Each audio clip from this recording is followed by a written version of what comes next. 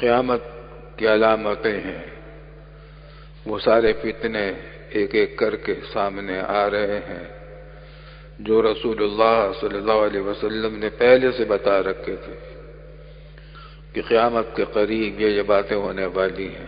یہ چھوٹی علامتیں ہیں، درمیانی، بڑی علامتیں بعد میں ظاہر ہونے والی ہیں، وہ بھی ایسا معلوم ہوتا ہے کہ قریب آ گئی ہیں۔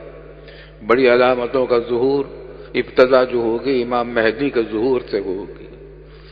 امام مہدی ایسے وقت میں آئیں گے جب مسلمانوں کا شیرازہ بکھرا ہوا ہوگا اور مسلمان سخت پریشانیوں کی حالت میں ہوں گے اور اختلافات بہت ہوں گے، جھگڑے بہت ہو رہے ہوں گے، آپس میں پھوٹ پڑی ہوئی ہوگی مسلمانوں کے درمیان۔ شیرازہ امت کا بکھرا ہوا ہوگا، اس وقت امام مہدی کا ظہور ہوگا۔ تو تقریباً وہ میدان تیار ہو رہا ہے ان کی آمد کا۔ جو علامتیں بتائی رکھی تھی، ایسی بیماریاں آئیں گی جو کبھی آبا و اجداد نے نہ سنی تھی نہ دیکھی تھی، وہ آ رہی ہیں اور پتہ نہیں کیا کیا ہونے والا ہے۔ قتل بہت زیادہ ہونے لگے گا اور نہ قاتل کو پتہ چلے گا کہ میں نے کیوں مارا تھا، نہ مقتول کو پتہ چلے گا مجھے کیوں قتل کیا، اور قتل بہت زیادہ ہوں گے، بہت زیادہ قتل ہوں گے۔ ظلم بہت بڑھ جائے گا، حکام کی طرف سے مظالم بڑھ جائیں گے، ظلم کا دور دورہ ہوگا، اب بڑھتا ہی جا رہا ہے، کمی نہیں آ رہی۔ آپ دیکھ رہے ہیں حالات کتنے تبدیل ہو رہے ہیں، اور اس وقت خاص طور سے مسلمانوں پر بڑا سخت وقت آیا ہوا ہے۔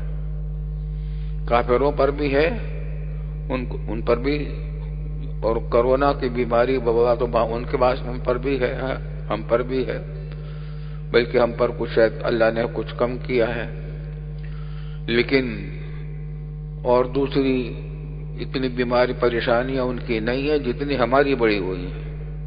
پوری دنیا کے کافر اس پر متفق ہو رہے ہیں کہ مسلمانوں کو دباؤ، مسلمانوں کو ابھرنے نہ دو، ان کو متفق نہ ہونے دو، ان کے اندر پھوٹ پڑی رہے، لڑائیاں کروا رہے ہیں، سازشیں کر رہے ہیں۔ ہمارے حالات خراب ہیں، ہم اپنی حالات کی بہتری نہیں کر رہے ہیں۔ اللہ کے فضل و کرم سے رسول اللہ صلی اللہ علیہ وسلم نے فرما رکھا ہے کہ کتنے بھی حالات خراب ہو جائیں گے دنیا میں، مسلمانوں کی ایک بڑی جماعت، ایک بڑی تعداد حق پر قائم رہے گی۔ کچھ بھی ہو جائے حق پر قائم رہنے والے بھی رہیں گے، حق کے لیے کام کرنے والے بھی رہیں گے، ان کو ان کے دینی فرائض سے کوئی روک نہیں سکے گا۔ کتنے بھی فتنے ہوں گے، قرب قیامت تک ایسی جماعت برقرار رہے گی۔ امام مہدی کا جب ظہور ہوگا اس وقت بھی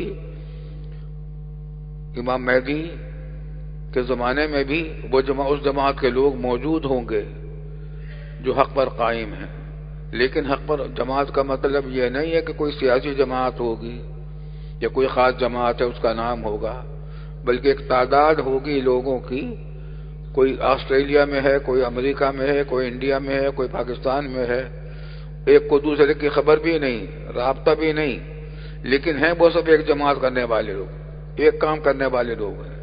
الحمدللہ الحمدللہ ایسے لوگ موجود ہیں، اور ہمیں امید ہے کہ انشاءاللہ ہم میں سے بھی بہت سے لوگ اللہ تعالیٰ نے اس میں قائم کیا ہوگا۔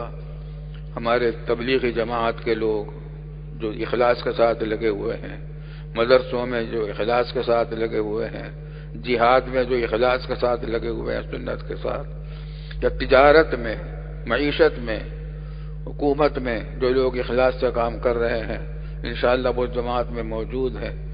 دعا کرو کہ اللہ تعالی ہمیں اس جماعت میں برقرار رکھے۔